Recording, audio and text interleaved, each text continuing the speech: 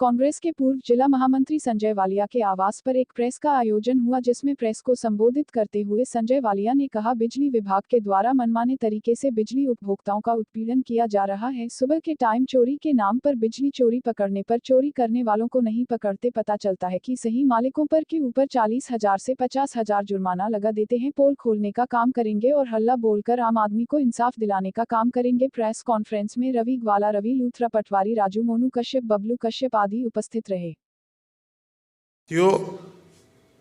किसी से छुपा लुका नहीं है कि बिजली विभाग के द्वारा आम आदमी का कितना उत्पीड़न किया जा रहा है। अपनी जेबों को भरने का काम, सुबह सुबह बिजली चोरी के नाम पे चोरी पकड़ने का काम करते हैं। जिन लोगों की चोरी पकड़ते हैं उनसे मोटी उगाही करने का काम करते हैं, और जो लोग चोरी नहीं करते उनके नाम लिखकर उन्हें उत्पीड़ित करते हैं।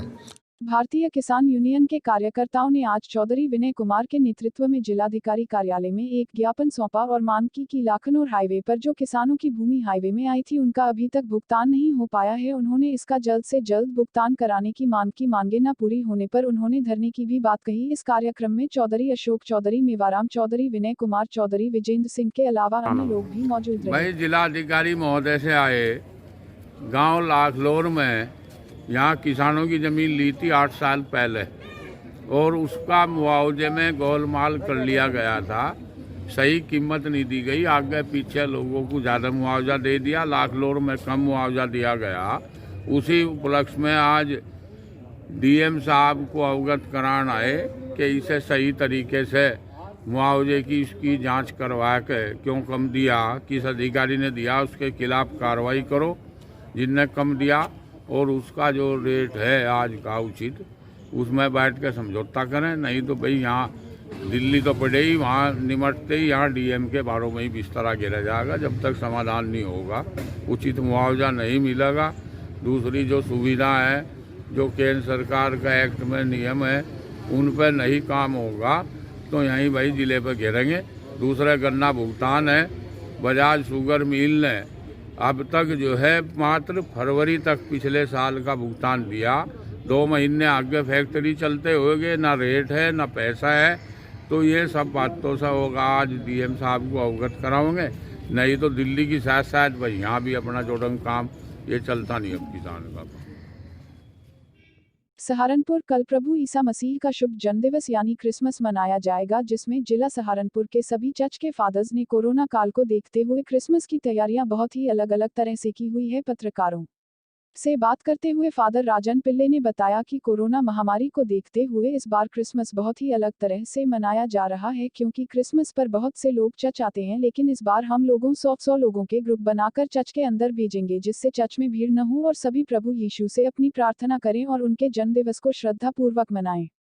प्रार्थनाएं आज रात से प्रारंभ होगी और कल जो प्रार्थनाएं होंगी वह सुबह 9 बजे से दोपहर 2 बजे तक 45 मिनट की होंगी, और हमारी ओर से सरकार द्वारा दी गई गाइडलाइन का पूरा ध्यान रखा जाएगा।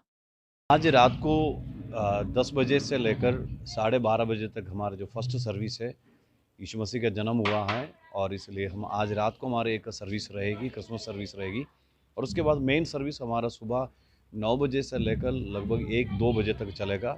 बाबा रामदेव आज सहारनपुर पहुंचे और उनके द्वारा पतंजलि मेगा स्टोर का उद्घाटन किया गया, जिसमें पतंजलि के प्रोडक्ट के साथ साथ पतंजलि परिधान और पतंजलि चिकित्सा भी उपलब्ध होगी। इस अवसर पर बाबा रामदेव ने बताया कि लगभग पूरे देश में 5,000 इस प्रकार के स्टोर हैं और लगभग 5 लाख दुकानों पर पतंजलि के प्रोडक्ट बिकते हैं। एक ही स्थान पर सभी प्रोडक्ट मिले, इसलिए इस प्रकार के मेगा स्टोर खोले जा रहे हैं, जिससे कि लोग स्वदेशी अपनाएं और स्वयं स्वावलंबी बने। वहीं उन्होंने किसानों के मुद्दे पर बोलते हुए बताया कि कुछ किसान माने, कुछ सरकार माने, और बातचीत के जरिए इस समस्या का हल निकले, जिससे कि अन्नदाता भी सुखी और समृद्ध रहे। कार्यक्रम के बारे में जानकारी देते हुए विवेक गुप्ता ने भी ऑफ द कैमरा बताया कि इस मल्टी स्टोर पर पतंजलि के सभी प्रकार के प्रोडक्ट मिलेंगे और लोगों को एक ही स्थान पर यह सारी सुविधाएं उपलब्ध होंगी।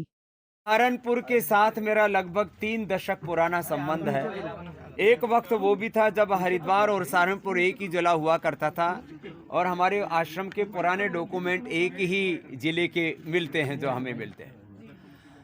आज सहारनपुर में हमने पतंजलि मेगा स्टोर की ये, और उसके साथ में ही पतंजलि परिधान, पतंजलि चिकित्सालय एक साथ है, 3 मंजिल का एक बहुत ही भव्य दिव्य स्टोर खोला है। ऐसे लगभग 5,000 स्टोर्स पतंजलि के हैं, और 5 लाख से ज़्यादा हम सोप्स पर डायरेक्ट डिस्ट्रीब्यूशन करते हैं।